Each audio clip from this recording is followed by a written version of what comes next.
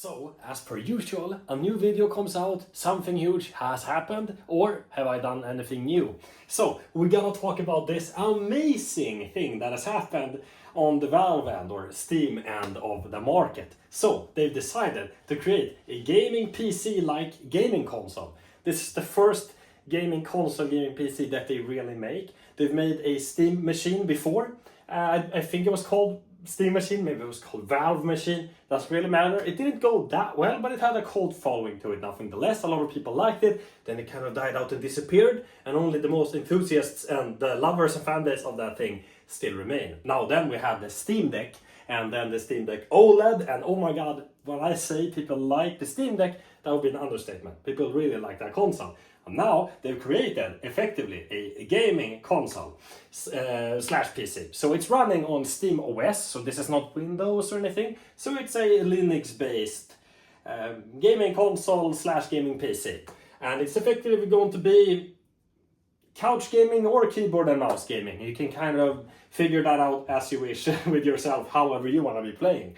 And I'm going to be showcasing it a little bit here, and we're going to be talking about it and what I'm thinking overall. Will I be switching to it, or will I be staying with my high-end gaming PC?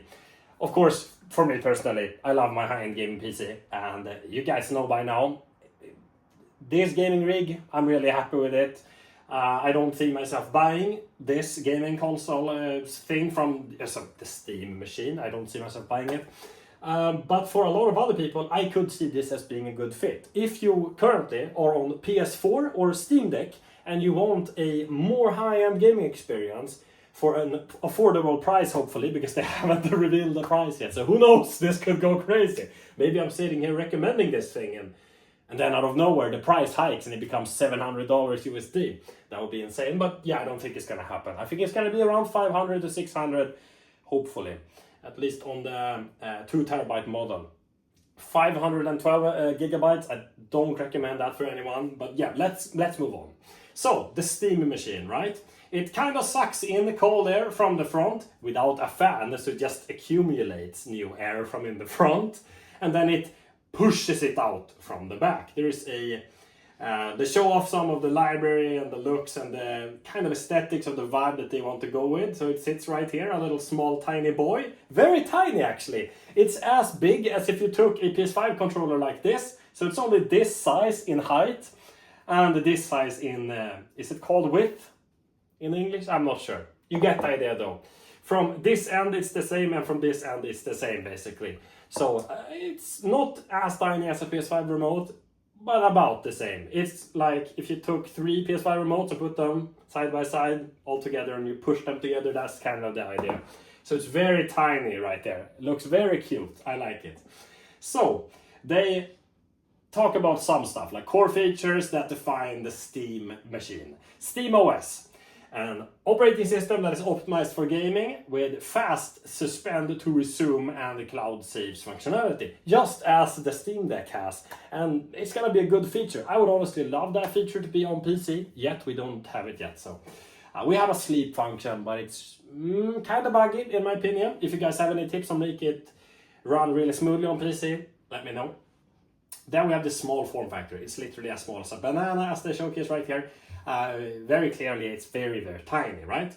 It's roughly 6 inches or 160 millimeters. So that would be like, is that like 16 centimeters in height?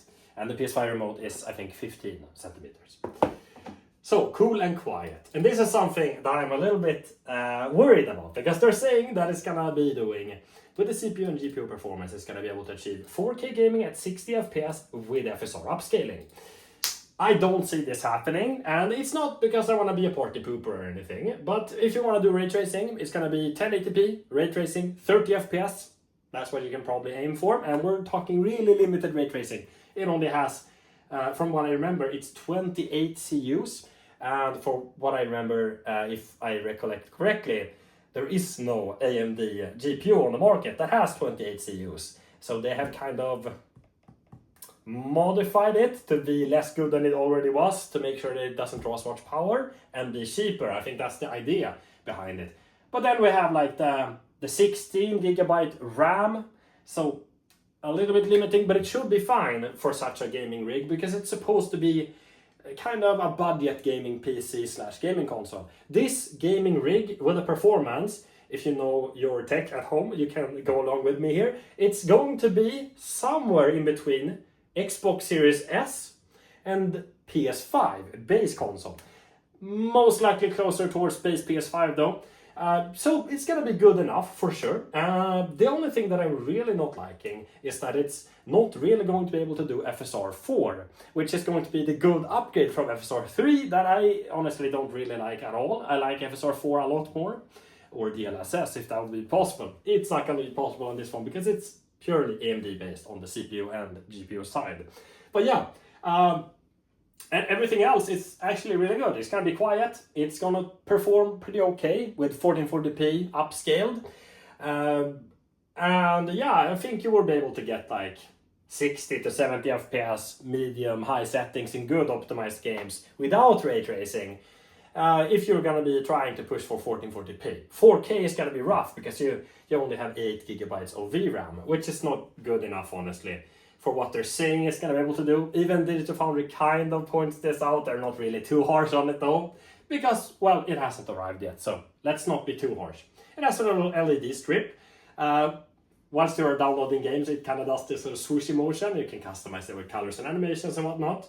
And here it sits again on this table next to him. It's really, really small, very cute looking. And it's doing a dual monitor setup right here.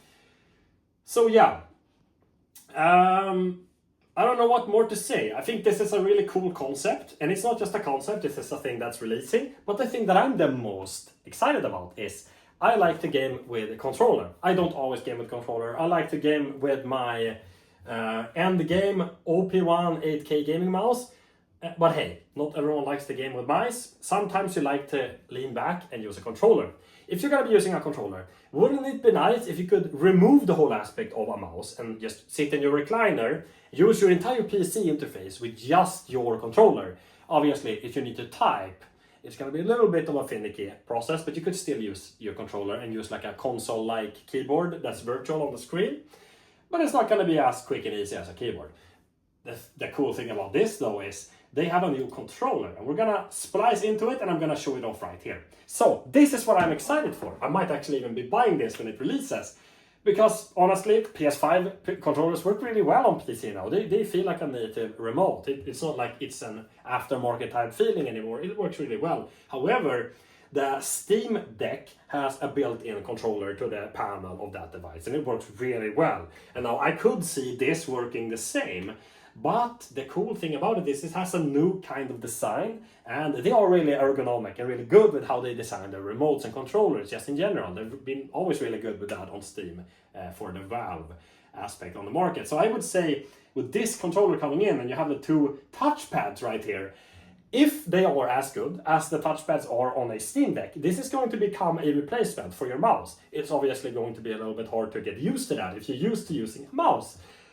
I do think that this could be a really cool controller though, if it's affordable. If it's costing more than a PS5 controller, obviously I would say go for a PS5 remote instead. But yeah, I think this is a really cool concept. And I don't know how the haptics would work or the vibrations just in general. Maybe it's gonna feel really cheap, maybe it's gonna feel premium. But I think all of the all of the, is it called hotkey maybe? When you're using other keybinds on the remote, instead of it having just the basic design of a PS5 remote, you have 4 keys on the back and you have extra ones on the front. You get the idea. We have a lot more buttons to play around with for keybinds. That's what I'm trying to say anyways.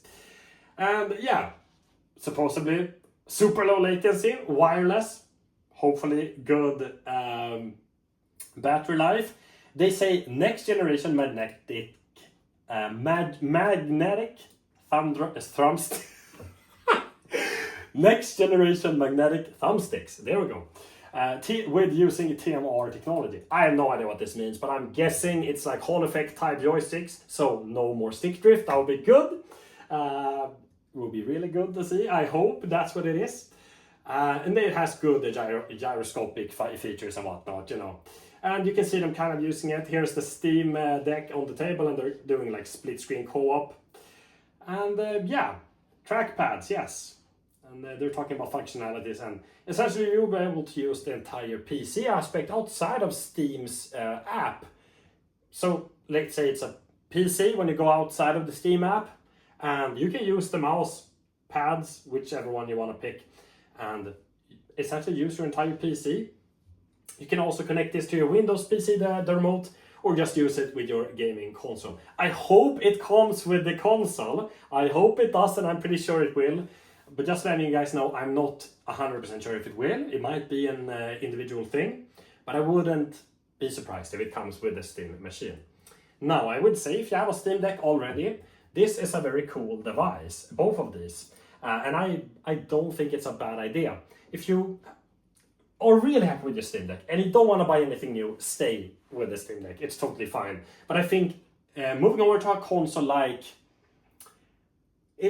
obviously it's going to be a very low budget gaming console type scenario, because the Xbox Series S, in my opinion, I don't think it's good enough for gaming. I like my high performance gaming PC, PS5 Pro levels of performance, and I don't think the Steam machine will be able to go to that level. However, I think it will be good enough for the people coming from Steam Deck to subsidize going to a more gaming PC type setup. I think though most people that have the Steam Deck have a gaming PC or console as well. I don't think most of them only have a Steam Deck, but I can see some of them only having a Steam Deck. And if you only have a Steam Deck and you want to get that higher fidelity experience, I think the leap from a Steam Deck OLED or Steam Deck base to a Steam machine is not going to be a dumb idea.